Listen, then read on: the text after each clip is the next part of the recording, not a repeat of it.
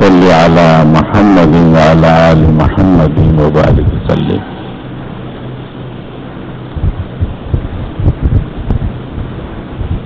قابل احترام بزرگوں، عزیز نوجوان ساتھیوں، اس وقت وہ مسلمان جو اپنی آخرت کی فکر میں پریشان ہیں، فکر مند ہیں، انہیں غم کھایا جا رہا ہے. تو غم یہ ہے ان کے بچے موجودہ زمانے کے فواحش کے طوفان میں کس طرح بچیں گے، انہیں کس طرح بچایا جائے تاکہ یہ ہمارے بچے ہمارے ساتھ آخرت میں سرخرو اور سب مل کے جنت میں جائیں. یہ فکر دامنگیر ہے اور پریشان کر رہی ہے. جن کے پاس آخرت کا فکر نہیں ہے، جن کے پاس آخرت کی فکر نہیں ہے، وہ بس خود بھی دنیا پرست ہیں اور اپنے بچوں کو بھی دنیا دار بنا رہے ہیں. ایسے بدبخت ہیں وہ لوگ جن کو قیامت میں کفے افسوس ملنا پڑے گا اور ان کی زبانوں پر یہی الفاظ رہیں گے، ارے یہ مجھ سے کیسی غفلت ہو گئی، ما فرطت فیہ، مجھ سے کیسی غفلت ہو گئی کہ مجھے امت محمدی میں پیدا کیا گیا، نعمتیں دی گئی، قرآن دی گئی، اللہ کے نبی کا اسوہ سامنے تھا، لیکن یہ تقصیر، یہ غفلت کیسی ہے؟ وہاں کب افسوس ملیں گے. لیکن وہ لوگ جو اپنی آخرت کے بارے میں فکر مند ہیں، اپنی اولاد کے بارے میں بھی بے انتہا فکر مند ہیں، اس لیے کہ اس وقت جو فواحش کا طوفان ہے بام عروج پر پہنچا ہوا ہے، اچھے اچھے گھرانوں کو اپنے لپیٹ میں لیا ہوا ہے.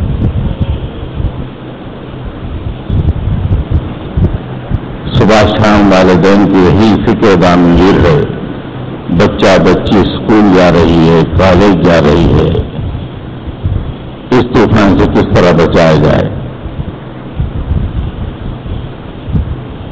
یہ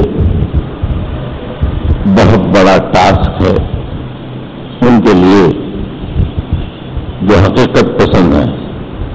غافل لوگ تو غفلت کی زندگی گزارنے میں مصروف ہیں، انہیں چھوڑ دیجیے. لیکن فکر مند لوگ بہرحال ان کی فکر مستحسن ہے، اللہ کے نزدیک مرغوب ہے. لیکن دنیا میں جب انسانی سماج میں رہتے ہیں اور جب غالب فکر اپنے پنکھوں میں فواحش اور منکرات کے لیے ہوئے ہے، تو دوسری تمام فکر کو وہ ملیامیٹ کرتی ہوئی فواحش اور منکرات ہی کے پیغام کو ہر لمحہ نشر کرتی رہتی.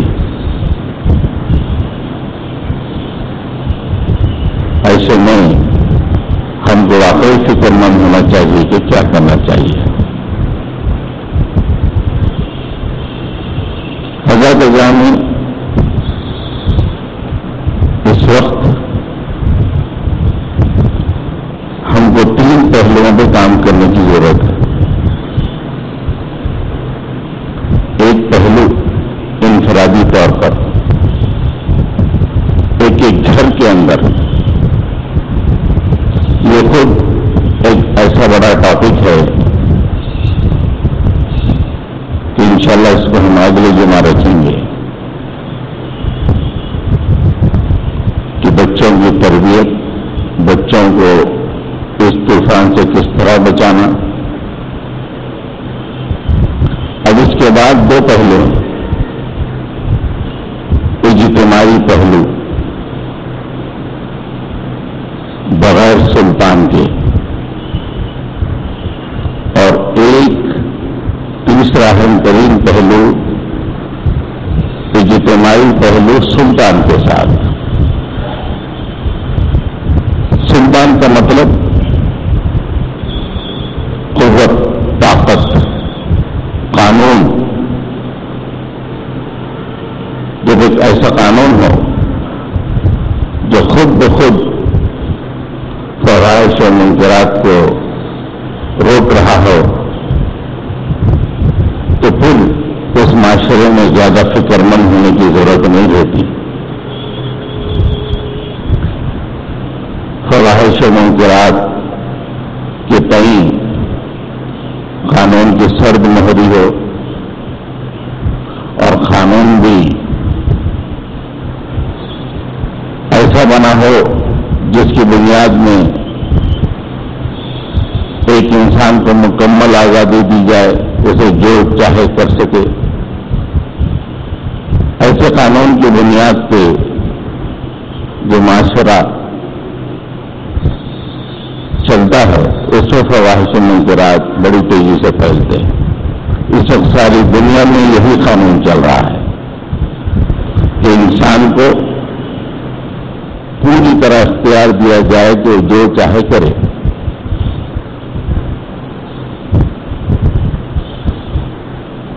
ہاں، اگر سامنے والے کو کچھ تکلیف ہو رہی ہے تو ہم متوجہ ہوں گے،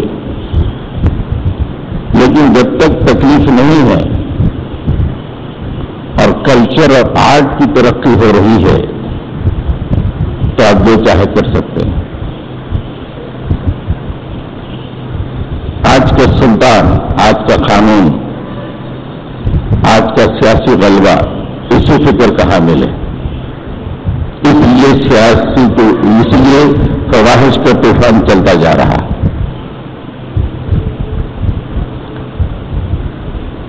ان حالات میں مسلم معاشرے کو بچائے رکھنا، جبکہ اپنے پاس کوئی سلطان نہیں ہے، کوئی قانون نہیں ہے. اگر کسی لڑکا لڑکی کو آپ کسی پارک میں پکڑ لیں اور ان کے ساتھ سختی سے پیش آئیں، اگر کوئی پولیس والا نیک صفت بھی ہے خاموش بھی بیٹھ جائے، یہ ظالم پریس خاموش نہیں بیٹھے گا، فوری دوسرے دن آئے گا. مورل پولیس پولیسنگ کر رہے ہیں، آزادی چھین رہے ہیں، چیخیں نکل جاتی ہیں، عورتوں کی تنظیمیں آ جاتی ہیں، لکھنے والے لکھنا شروع کرتے ہیں، اور وہ نیک صفت پولیس والے پہ اتنا پریشر آتا ہے کہ اس کو اپنی نوکری بچانے کے لیے وہ کام کرنا ہی پڑتا ہے جو پریس چاہتا ہے.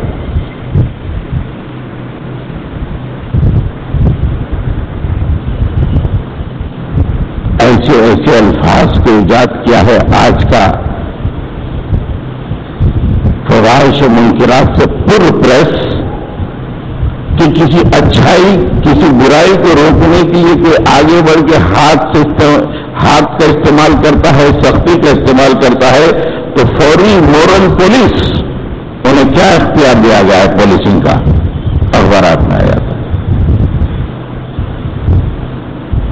بڑے بڑے پولیس آفیسر، آپ نے دیکھا ہوگا آج سے چند دن پہلے یا چند ماہ پہلے، سال 2 سال پہلے، آندھرا پردیش کا ڈائریکٹر جنرل آف پولیس ایک صحیح بات کر کے پھنس گیا،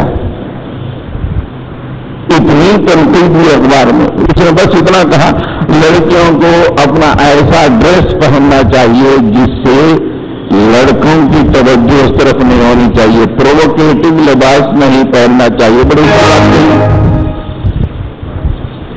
اب یہ پورے خواتین ٹھہر گئے، ہماری آزادی چھین رہے ہیں۔ ڈی جی پی صاحب اخبار میں آ گیا،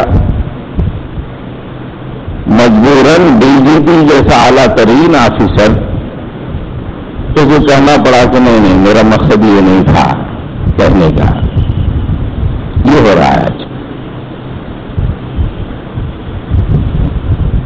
بہرحال ان حالات میں فکر مند لوگوں کو اپنے اولاد کو بچانا ہے، اپنے مسلم معاشرے کو بچانا ہے، اس لیے کہ ہم تمام کو اللہ کے پاس جوابدار ہونا ہے۔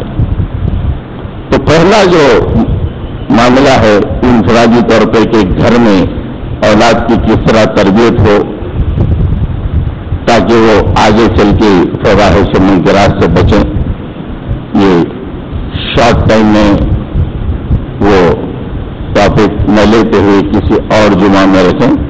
اب ہم یہ بات تو آپ کے سمجھ میں آ گئی ہوگی کہ کسی بھی فواحش و منکر سے سوسائٹی کو روکنے کے لیے سب سے پہلی چیز سلطان ضروری ہے۔ جس فکر کا سیاسی غلبہ ہوگا وہ فکر کے مطابق کلچر فروغ پائے گا۔ اگر فرائڈ کے نظریات کو سیاسی غلبہ ہوگا وہاں پہ برقع نہیں چلے گا۔ وہ بچے جانتے بھی نہیں فرائڈ کون ہے۔ فرائڈ وہ فلسفی ہے جس نے مغرب کو وہ فلسفہ دیا کہ پورے مغرب کو برہنہ کر دیا، پورے مغرب کو۔ اس نے کہا کہ اس کی بنیاد یہ ہے کہ انسان جیتا ہے صرف سیکس کے لیے۔ اس کے فلسفے کی بنیاد فرائڈ، FREUD، اس کا نام نہیں شاید لیکن پڑھتے ہیں فرائڈ۔ آج کل مغربی معاشرے کی جو برہنگی ہے اس کی بنیاد فرائڈ کا فلسفہ ہے۔ اس بنیاد پہ جو معاشرہ ترقی پایا، اسی بنیاد پہ چرچ کی مخالفت کی گئی، اسی بنیاد پہ چرچ کو دبایا گیا، اور آزاد فکر کا ایسا معاشرہ کہ باپ بیٹی میں کوئی فرق نہیں، ماں اور بیٹے میں کوئی فرق نہیں۔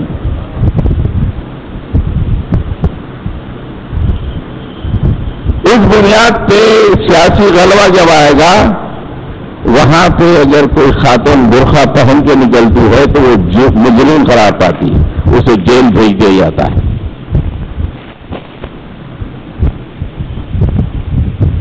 اور اسلامی بلند ترین فکر والے صرف اپنے فکر کو تجزیوں میں گن رہے ہیں، بچ رہ جاتی ہے۔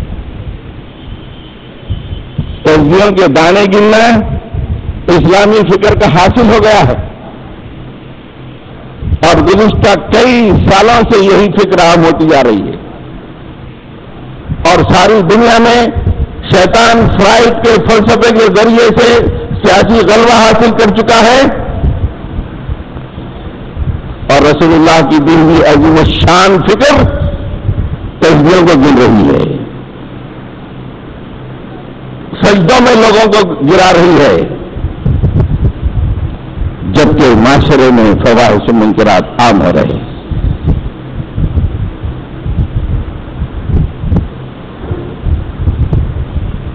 جب تک اسلامی فکر غلبہ نہ پائے، غلبہ مطلب سیاسی غلبہ، جب تک اسلامی تہذیب، اسلامی اخلاق، نہ مضبوط ہوتے ہیں نہ معاشرے میں اچھی طرح چل سکتے ہیں. ایک انسان کی ثواب دی تو چھوڑ دیا جاتا ہے. ان شریف ہے وہ بھی لوگوں کی بدنامی سے بچنے کے لیے کچھ شرافت کے کام کر لیتا. جب کوئی کام کرنے سے اس کی شرافت پہ دھبا نہیں آتا تو کر دیتا ہو. ہاں شرافت پہ دھبا رہا نہیں. لوگ کیا سمجھیں گے؟ میری داڑھی کو دیکھ کر میرے پہناوے کو دیکھ کر ایسا کر رہا. مت کرو. جب کوئی دیکھنے والا نہ ہو اور موقع ہو کرنے کا کر دیتا.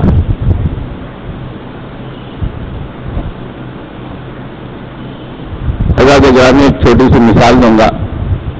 موجودہ زمانے میں ہم اسلام کو کہاں پہنچائے ہیں؟ سبھی ذمہ دار ہیں.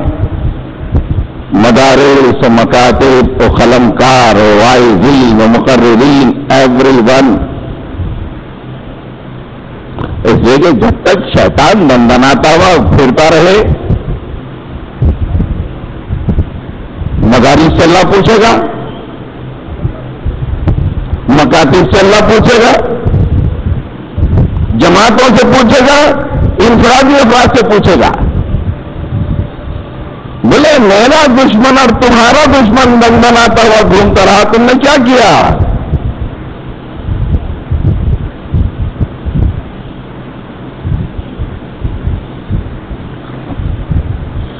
معاشی نظام کو ٹھیک کرنے کے لیے سیاسی غلبہ چاہیے.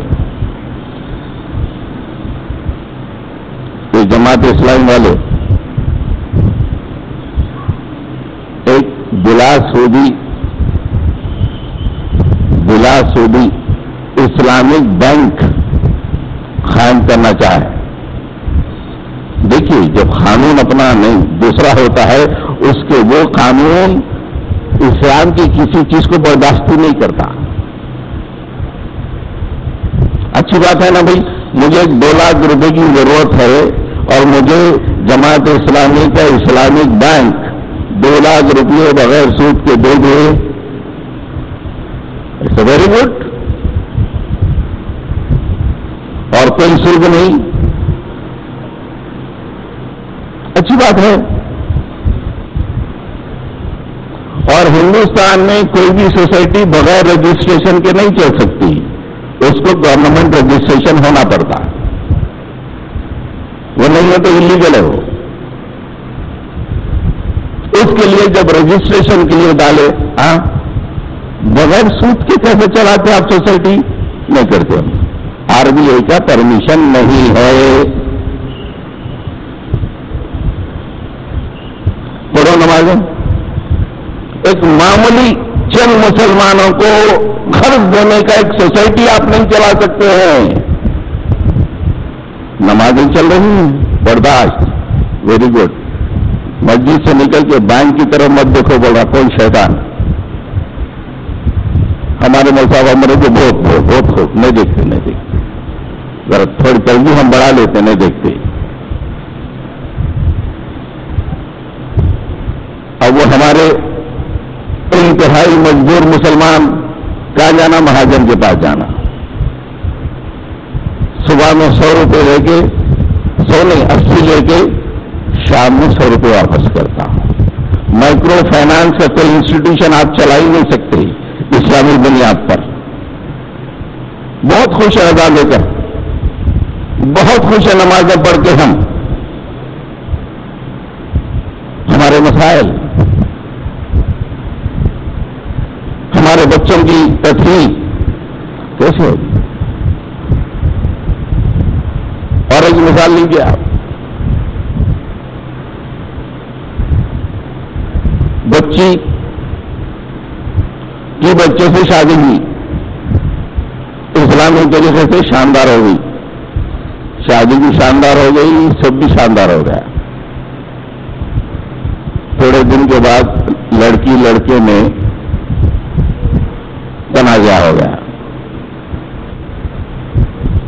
تنازع بڑھ گیا. لڑکا بہت ناراض ہو گیا. اب اس کے بعد لڑکی مطالبہ کی کہ کھلا دو، نہیں دیتا، کھلا دو نہیں دیتا، کھلا دو نہیں دیتا، جا کے دوسری شادی کر کے اس کے ساتھ ہے، اپنی جسمانی ضرورت تو دوسری بیوی کے ساتھ پوری کر رہا، کھلا دے میں اپنی بیٹی کی دوسری شادی نہیں دیتا۔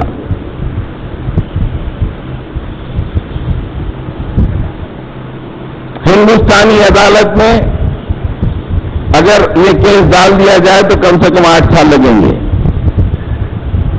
سپریشن کے لیے۔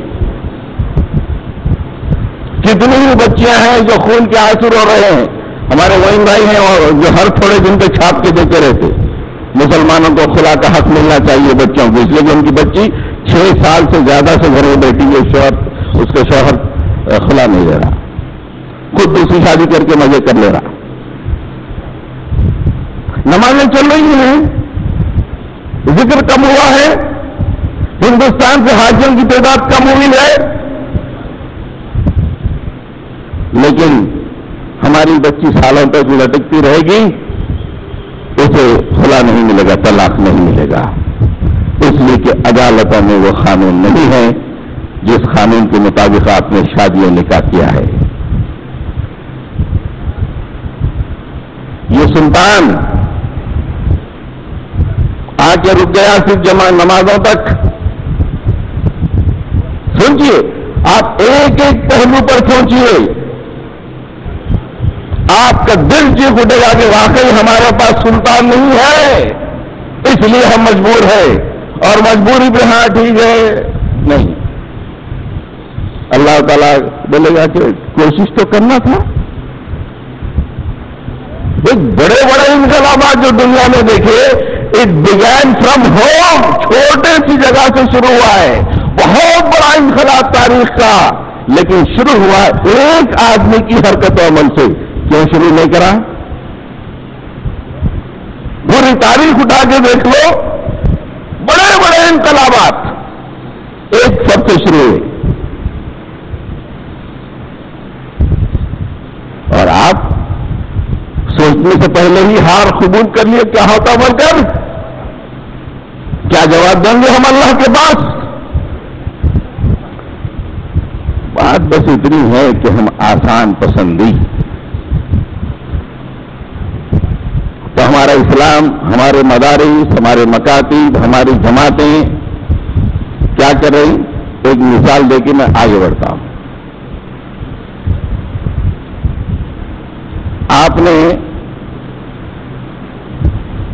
دیکھا ہوگا آج کل یہ منظر بہت زیادہ دواخانوں میں دکھائی دیتا ہے، ایک آدمی وینٹیلیٹر پہ رہتا، اس کی خالی سانس چلتی رہتی اور وائٹل آرگن چلتے رہتے، بس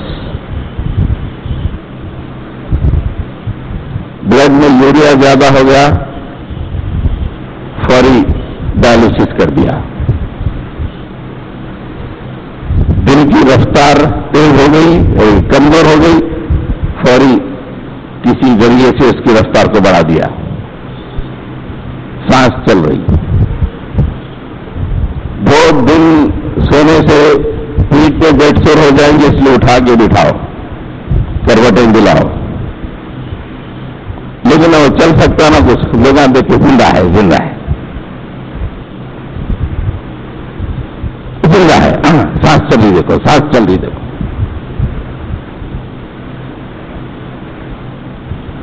پورا گھرانہ خوش ہے، نہیں اچھا ہے، سانس چل رہی۔ اسلام کو لا کے پورے لوگ اس لیول پہ کر دیے، اپنے زندہ ہے، مدارس زندہ رکھ رہے ہیں بس، لیکن اسی میں لائف سپورٹ سسٹم پہ، جماعتیں بس زندہ، دیکھ ہر زندہ ہے، اسلام زندہ ہے۔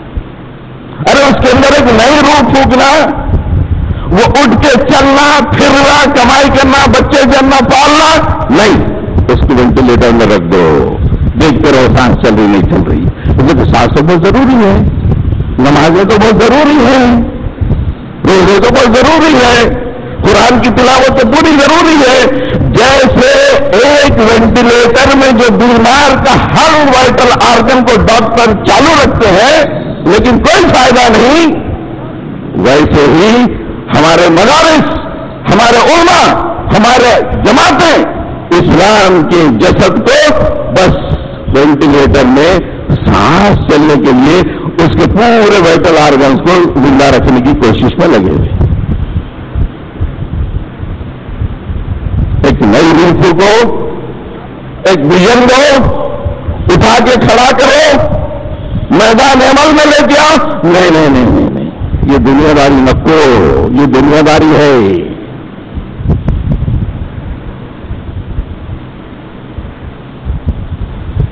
تحریریں چل رہی، اسلام وینٹیلیٹر میں ہے. سب سے 1000 سال کے بعد اسلام جب وینٹیلیٹر میں چلے گیا، گزشتہ 400 سال سے ہر مدرسہ، ہر بزرگ اس کو وینٹیلیٹر سے وینٹیلیٹر میں زندہ رکھنے میں لگا ہوا ہے. اسے باہر نکال کے ایک روح پھونکیں گے نہیں.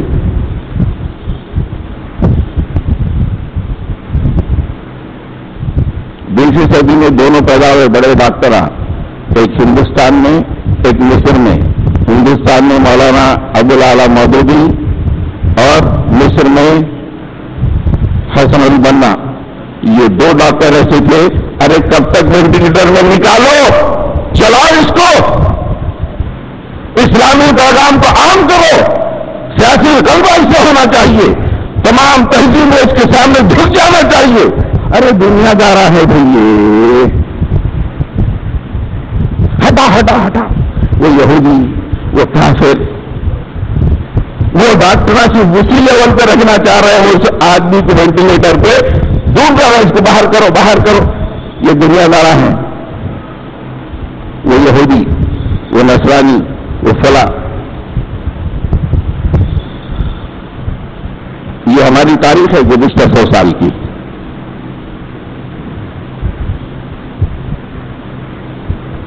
آج ایک وینٹیلیٹر میں پڑا ہوا باپ اپنے بچوں کی کیا دیکھ ریکھ کرتا؟ وہ پب میں رہتا ہے شام میں یا کلب میں رہتا ہے یا کیا کرتا ہے؟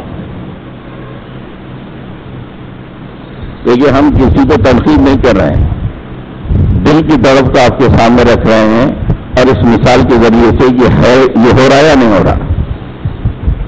اب سمجھ میں نہیں آیا تو اکیلے اکیلے کبھی رات میں سو بستر پہ جانے کے بعد ارے وہ خطیب نکلا ہوا صحیح بولا نہیں بولا، ذرا سوچو آپ اور پھر سوچو کہ ہم کیا ہو، ہمارا کیا پوزیشن ہے،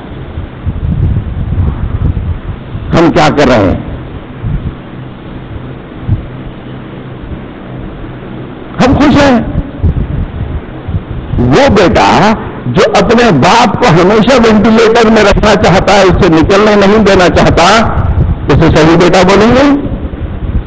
حالانکہ اس کی زندگی چل رہی، سانس چل رہی، گردے چل رہے، دل چل رہا، ہر چیز کے لیے دے رہا، لیکن اس کو اٹھا کے اٹھانے کی کوشش نہ کرنا وہیں رہو. تو اس بیٹے کو آپ کیا بولیں گے؟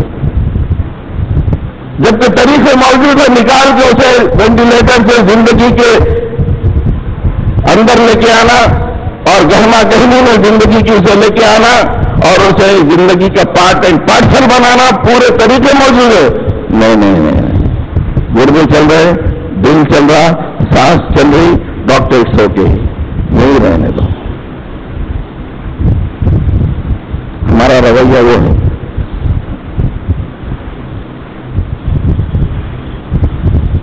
تو میں نے عرض کیا دنیا کے بڑے بڑے انقلابات اکائی سے شروع ہوئے، ایک آدمی سے شروع ہوئے. کوئی بھی انقلاب لے لیجیے آپ، خود اللہ کے نبی صلی اللہ علیہ وسلم کے اسلامی انقلاب جو قیامت تک روشنی دیتا رہے گا، فرد واحد سے شروع ہوا، آپ سے خود. جبکہ اسلام کی روشنی ہر طرف ختم ہو چکی تھی.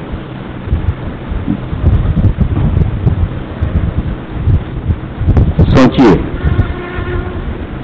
اپنے فکر کو جست لگوانے کی کوشش کیجیے، دلوں ہٹا دیجیے، دماغ سے گرد و غبار کو ہٹا دیجیے، لیکن سوچیے کہ ہم کو اس وقت کیا کرنا چاہیے۔ آج شیطان سیاسی غلبہ چھوڑنا نہیں چاہ رہا اور مسلمان سیاسی غلبہ حاصل کرنا نہیں چاہ رہے اور پریشان ہیں، فکر مند ہیں۔ اب وہ پوائنٹ پر کہ بہرحال ہم کو اپنے بچوں کو سنبھالنا ہے،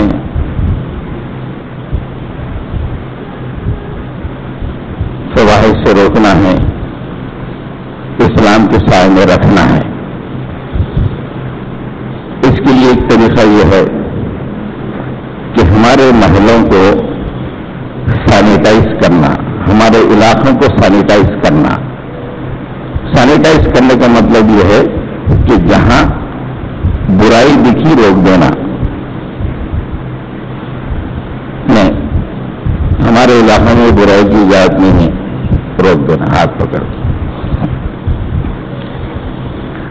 حضرت یعنی اس عنوان کے اوپر ہم آج زیادہ زور دیں گے۔ مسلمان دنیا میں جو مسلمان نہیں کہیں، جو ایمان کا دعویٰ کرتے ہیں، جو ایمان کا دعویٰ کرتے ہیں کہ میں مسلمان ہوں، میرے دل میں ایمان ہے، قرآن و حدیث کے مطالعے سے لگتا ہے کہ تین طرح ہوتا ہے، تین طرح کے لوگ جو دعویٰ کرتے ہیں کہ ہم ایمان والے ہیں، آئی ایم مومن، آئی ایم مسلم، ایسا جو بولتے تین طرح کے۔ ایک بہت مضبوط ایمان والا، ایک کمزور ایمان والا، ایک منافق۔ منافق کا مطلب یہ ہے کہ باہر تو ایمان کا اظہار کرتا لیکن اللہ کے پاس وہ مومن نہیں ہے۔ اب یہ تینوں کو کیسا پہچاننا؟ ٹیسٹ کیا ہے بھائی؟ پکا مومن کون ہے، کچا مومن کون ہے، منافق کون ہے؟ بول سکتے ہیں پکڑ کے نہیں مارتے، اور بہت غلط بات ہے کسی کو منافق بول دینا، بالکل پن پوائنٹڈلی اس کو یہودی بول دینا، اس کو کافر بول دینا، اس کو منافق بول دینا بہت بری بات ہے۔ اللہ کے نبی صلی اللہ علیہ وسلم نے فرمایا کہ اگر اس طرح تم بات کو اگر واقعی وہ نہیں ہے تو وہ بات واپس تمہاری طرف ہی پلٹ کے آئے گی۔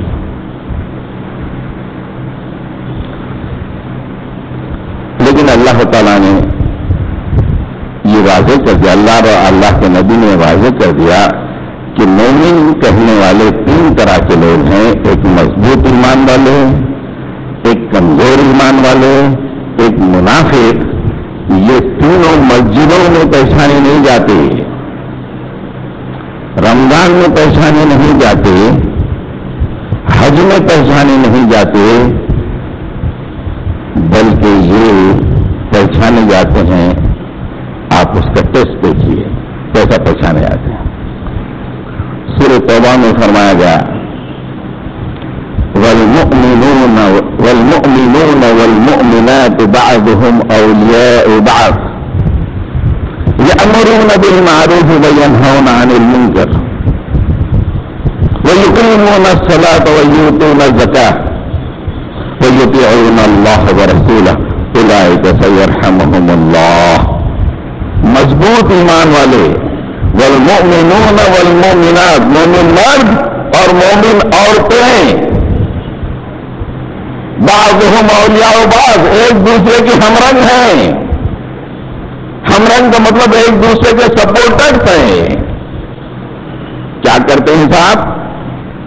یأمرون بالمعروف وینہون عن المنکر، نیکیوں کا حکم دیتے ہیں، برائیوں سے روکتے ہیں، نماز قائم کرتے ہیں، زکوٰۃ ادا کرتے ہیں، اللہ اور اس کے رسول کی اطاعت کرتے ہیں، ان قریب اللہ تعالیٰ ان پہ رحم کرے گا۔ مضبوط ایمان کہاں معلوم ہوا؟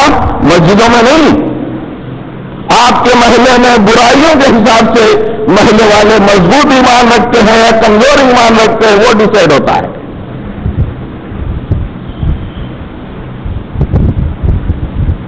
لمبی لمبی نمازیں پڑھنے والے مضبوط ایمان والے ہیں نہیں. یأمرون بالمعروف وینہون عن المنکر کے کام میں کون ہے؟ وہ مضبوط ایمان والے ہیں. نمازیں پڑھنا تو سو سمپل. اللہ تعالیٰ نے فرمایا میرا اور تمہارا دشمن شیطان ہے، اس سے جب تک تم پڑھنا نہ لو اپنے ایمان کو پائے تکمیل تک نہیں پہنچا سکتے.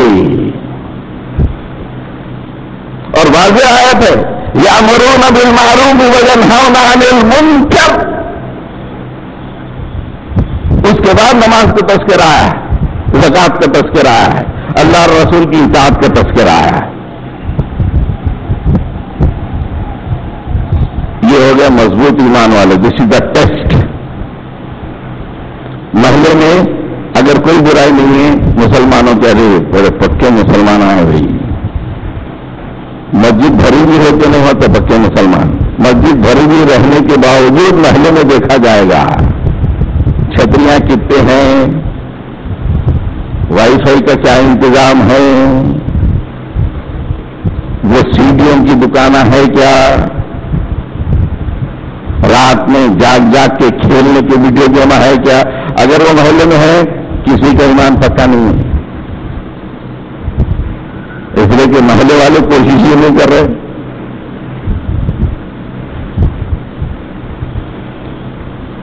کچے ایمان والے کون ہیں؟ کمزور ایمان والے. اللہ کے نبی صلی اللہ علیہ وسلم نے اس کو ڈیسائیڈ کیا. مشہور حدیث ہے. اللہ کے نبی صلی اللہ علیہ وسلم فرمایا کہ اگر تم برائی کو دیکھو تو کر سکتے ہو تو ہاتھ سے روکو، اگر یہ نہیں کر سکتے ہو تو زبان سے روکو، اگر یہ نہیں کر سکتے ہیں تو دل میں برا سمجھو. یہ ایمان کا کمزور ترین درجہ ہے. ذالک اضعف الایمان. دل میں برا. ہم کسی مسلمان کے بارے میں یہ تو نہیں کہیں گے کہ وہ کسی برائی کو پسند کرا، نہیں، دل میں برا سمجھ رہا، لیکن اللہ کے نبی نے فیصلہ کر جائے کمزور ایمان والا ہے. میں بول آپ میرے پر الزام نہیں دینا. کیا بول رہا بھائی؟ ایمان ہمارا کمزور بول رہا بھائی. نہیں، اللہ کے نبی نے کیا برائی چل رہی آپ کے بازو میں، آپ برا سمجھ رہے ہیں. ہمارا ایمان ہے کہ آپ برا سمجھ رہے ہیں، لیکن آپ کا ایمان کمزور اللہ کے دربار میں. آپ اچھل نہیں سکتے وہاں پر کہ میں مضبوط ایمان والا، میں نے تہجد پڑھی ہے، میں نے نوافل پڑھے ہیں، میں نے حج کیے ہیں، میں نے روزے رکھے ہیں، نفل روزے بھی رکھتا ہوں. ارے آپ کے پڑوس میں کیا رہا؟ کیا واصل ایمان. دس از دا ٹیسٹ. مضبوط ایمان تو آپ ایک مولانا کو لے کے لمبے الفاظ لکھ دو، ضبط الاولیاء فلاں عارف فلاں یہ وہ لمبے لکھ دیجیے آپ کے پاس ہوں گا. لیکن دیکھا یہ جائے گا کہ مدرسہ رہنے کے باوجود اس شہر میں برائی کتنی پھیلی ہوئی ہے. بھائی صاحب ایمان کمزور ہوگی آپ کا.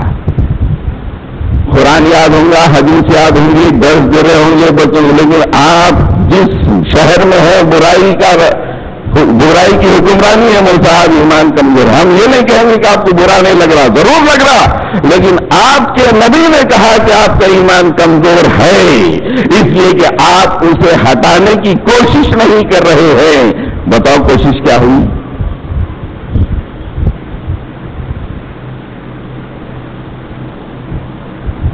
منافق کا ٹیسٹ کیا ہے؟ دیکھیے، منافق نماز میں بھی رہتا، روزے میں بھی رہتا، کہیں بھی رہ سکتا، لیکن اللہ تعالیٰ نے سورہ توبہ میں منافق کا ٹیسٹ بتا دیا.